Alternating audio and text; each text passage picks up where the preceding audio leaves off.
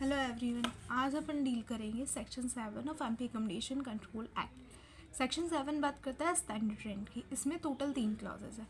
किसी भी एकोमोडेशन को लेके स्टैंडर्ड रेंट क्या होगा ये सेक्शन 7 में रहता है। इसका पहला क्लॉज ये बोलता है कि रीजनेबल एनुअल रेंट, या तो रीजनेबल एनुअल रेंट और फेयर रेंट क्या होगा जो किसी कॉम्पिटेंट अथॉरिटी के द्वारा या तो रिपीलिंग एक्ट में या रिपीलिंग एक्ट से पहले फिक्स किया गया है, वो रीजनेबल एनुअल रेंट या फेयर रेंट होगा। ठीक है।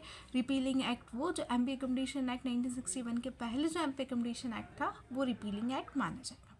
दूसरा क्लॉज ये बोलता है कि अगर अकोमोडेशन जो है 1 जनवरी 1948 को लेट आउट किया गया या उस 1 जनवरी 1948 के पहले लेट आउट किया गया है, तो अगर कोई रीजनेबल एनुअल रेंट और फेयर रेंट फिक्स नहीं है तो उस कंडीशन में स्टैंडर्ड रेंट जो है वो होगा या तो म्यूनसिपल टैक्स असेस रजिस्टर में जो शो हो रहा है वो, या जो 1 जनवरी 1948 को फिक्स किया, दोनों में से जो भी कम होगा वो। सेम इसका दूसरा क्लॉज बोलता है या तो सिर्फ 1 जनवरी 1948 को ही क्या किया गया है, एकोमोडेशन लेट आउट किया गया है, उससे पहले नहीं किया गया, तो उस कंडीशन में भी जो है रीजनेबल एनुअल रेंट और फेयर रेंट नहीं है तो क्या होगा, स्टैंडर्ड रेंट वो माना जाएगा जो म्यूनसिपल टैक्स असेसमेंट रजिस्टर में शो हो रहा है वो, या जो 1 जनवरी 1948 को रियलाइज़ हुआ, दोनों में से जो कम होगा वो।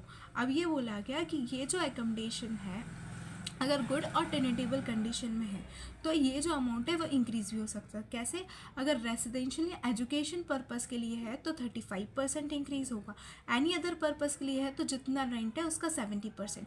अब टेनेंट पहले टैक्स लाइबल करने के लिए पे करने के लिए लाइबल नहीं था, लेकिन वो टैक्स पे करने के लिए लाइबल हुआ, तो जितना टैक्स इंक्रीज़ हुआ है वो plus amount of such rent, मतलब उतना इक्वल उस अमाउंट के होना चाहिए।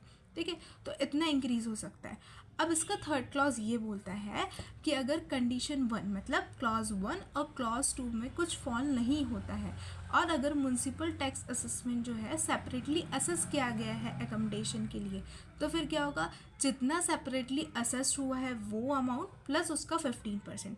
अगर किसी पोर्शन का सेपरेटली असेस किया गया है एकोमोडेशन, ठीक है, इसका दूसरा क्लॉज यही बोलता है if only the part of accommodation, मतलब अगर पार्ट ऑफ एकोमोडेशन असेस किया गया तो उसका प्रोपोर्शनेट जो है एनुअल रेंट का उसका 15% और प्लस म्यूनसिपल असेसमेंट में रजिस्टर में असेस किया गया वो, मतलब जो म्यूनसिपल असेसमेंट में उस रजिस्टर में जितना प्रोपोर्शनेट है वो प्लस उसका 15%। बट अगर सेपरेटली असेस नहीं किया गया है तो क्या होगा, तो देखो क्या बोला, if the accommodation is not so separately assess, तो उसमें भी 2 कंडीशन है। पहली कंडीशन ये बोलता है कि या तो लैंडलॉर्ड और टेनेंट के म्यूचुअल कंसेंट से जो रेंट फिक्स हो रहा है वो, बट अगर म्यूचुअल कंसेंट से फिक्स नहीं हो रहा है तो भी 2 कंडीशन है। पहली कंडीशन ये बोलती है कि या तो उसकी जो एक्चुअल कॉस्ट ऑफ कंस्ट्रक्शन है उसका 6/3/4, जो उसका एक्चुअल कॉस्ट ऑफ कंस्ट्रक्शन है उसका 6/3/4, या फिर जिस दिन से वो बन के खड़ा हुआ उसकी जो उस टाइम पे मार्केट प्राइस थी उसका 6/3/4, दोनों में से जो भी कम होगा वो स्टैंडर्ड रेंट उस कंडीशन में माना जाएगा। So this is all about the standard rent.